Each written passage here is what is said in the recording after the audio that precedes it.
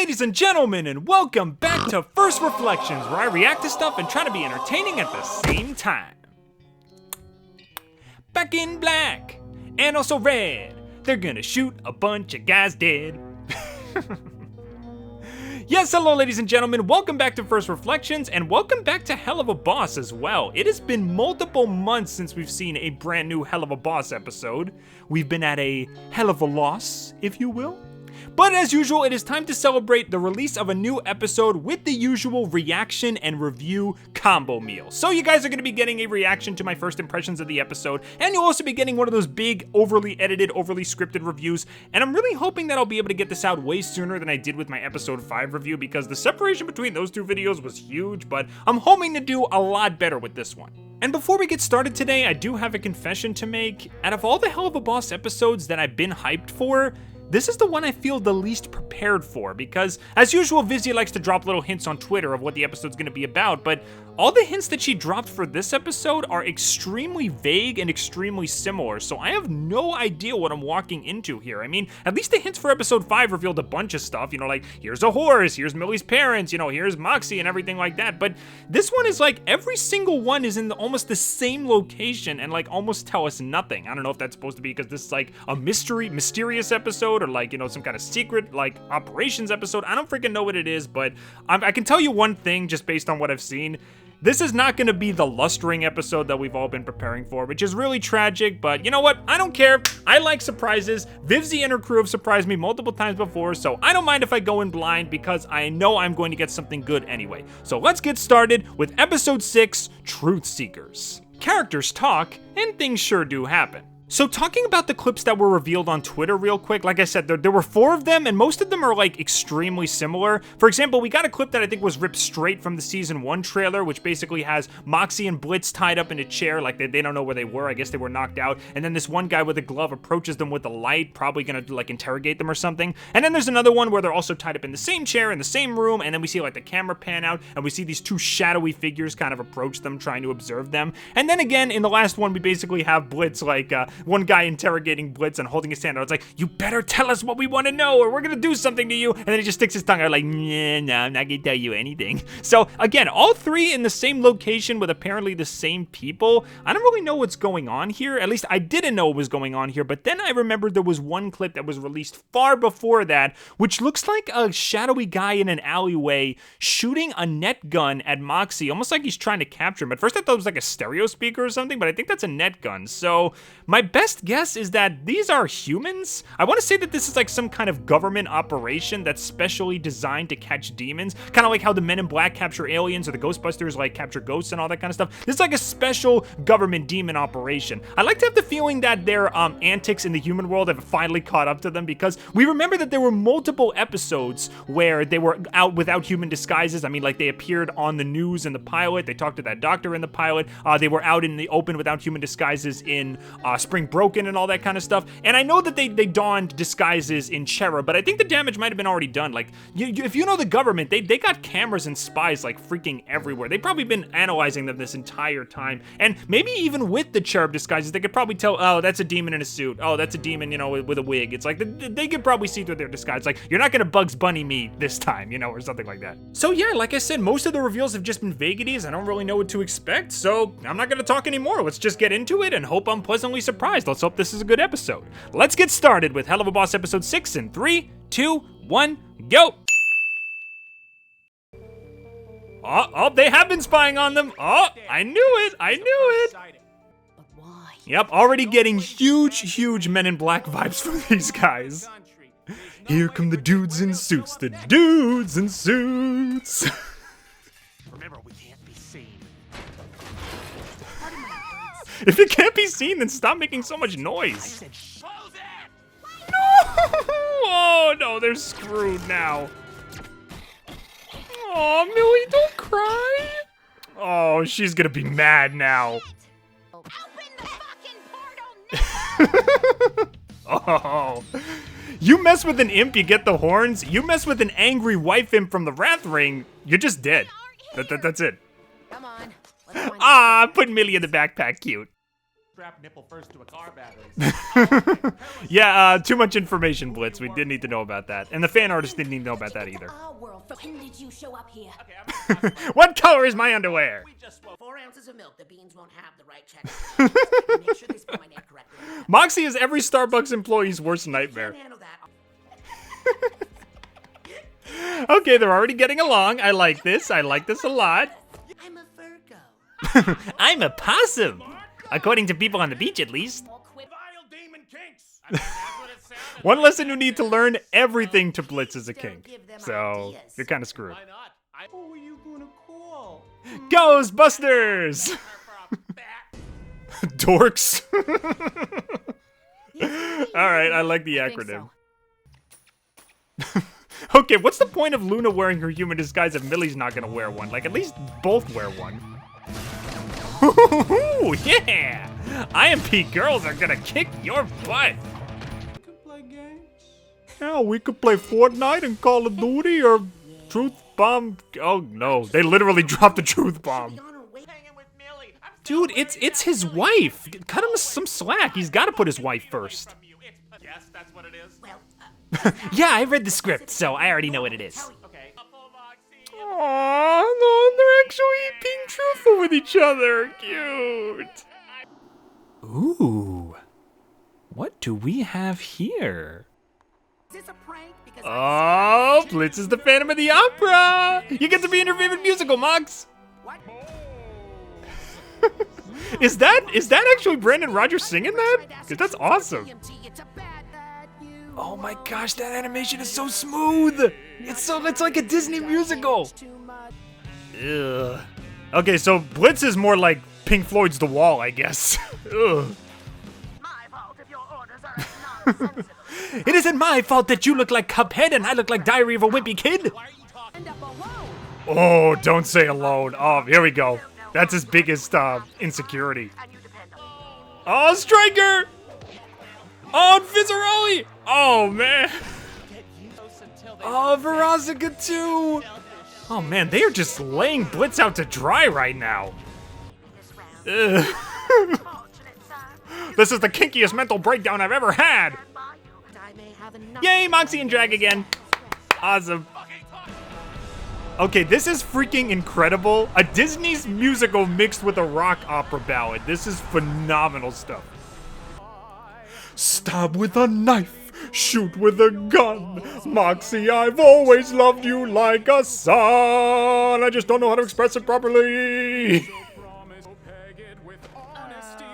Did you have to use that type of words? That was awesome! Oh, that's even better than freaking You Will Be Okay. I think that's the new best musical number.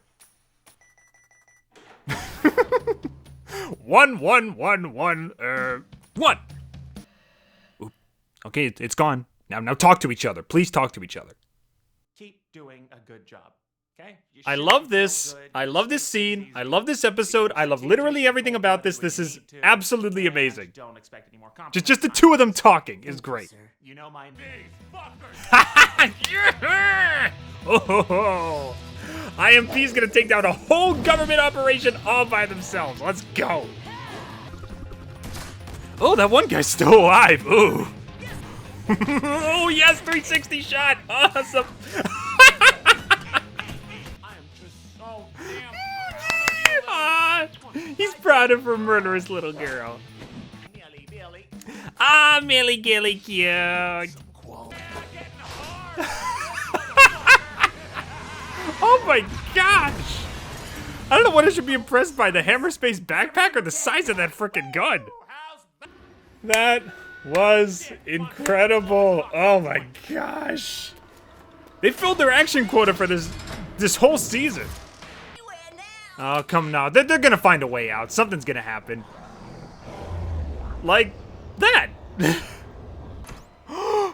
Stolitz? Oh! You don't want to mess with the geisha demon. You dare mess with my boyfriend. Well, not yet, but we're getting there, I promise. Wait, is that Octavia's voice? Oh, is she helping? Oh my, Stolitz, you are terrifying when you want to be, man. Holy cow. Holy mother of pigeons, owls, and everything in the bird family. What the heck was that? That was so cool. I have my kooks. Yeah, they're kooks, but they're kooks with information. You might want to kill them before they say anything. For the rescue. Ah, come on, he deserves a reward. Bear trap. Aw, cute. Oh, save it for the bird's nest, guys. I can't show that on camera. Ugh, dang it. I told you government has cameras everywhere. Oh no, that's not good. Okay, so that was Truth Seekers. Words fail. Thoughts fail. I don't know what to say about that. That was awesome. Wow. I mean, I was hoping to be surprised because, like, again, nothing was shown. I'm glad nothing was shown in this episode. I'm glad she kept as hush hush as possible because I didn't want any of that to be revealed. All of that freaking everything, the animation and the drama and the big literal truth bombs dropping, that was phenomenal. We got the Moxxie and Blitz episode that I was hoping for in more ways than I was ever expecting. I just expected it kind of like them, the two of them working together and learning to respect each other. This was just a gigantic cascade of truths on both of their sides as to what their core characters are like. It's just I don't know what to say. I'm saying words right now. I don't even know if they're the right words, but I don't even know what to say. That was so good. Okay, so let's calm down a little bit and let's try to cliff note this stuff.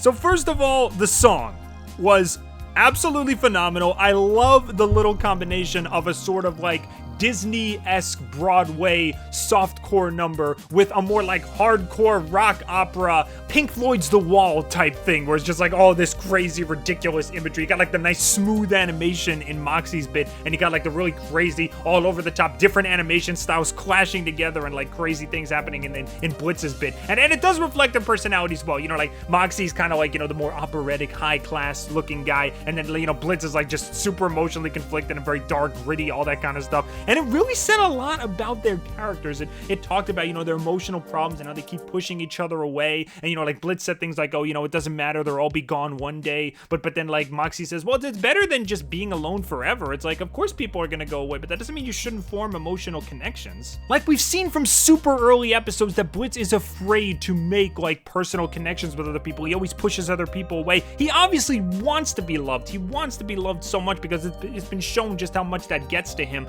But he's afraid of making connections because he's afraid like one day, oh, these people are gonna be sick of me. They're gonna be sick of my personality. They're gonna be sick of the way that I kind of drive them away and all these crazy stuff. But the thing is, if someone truly loves you or is really close to you, they'll put up with you. If you make mistakes or you have like a couple of undesirable traits or quirks or whatever, they will put up with you because they care about you and they love you and all that kind of stuff. That's something that Blitz doesn't understand. He assumes the worst right off the bat, that it's like anybody who I become close with is going to leave eventually no matter what. Meanwhile, if there are people that are gonna love you, Blitz, if you just be you, there are people that are going to love you for you. And I'm glad that Moxxie is kind of like his first step on that path. It's like, instead of like going to everybody right away, he like, the first thing he's gonna do is kind of patch up his relationship with Moxxie. And now it seems like they're gonna be like much closer friends and all that kind of stuff. Blitz can kind of like fix his very broken life at this point, like one step at a time. And Moxxie was that first step. That is such an adorable concept. And also at the end, he kind of like, you know, patched things up a little bit with Stolitz. It's like, you know, Stolitz saved their life in an amazing scene, which I'll get to in a second.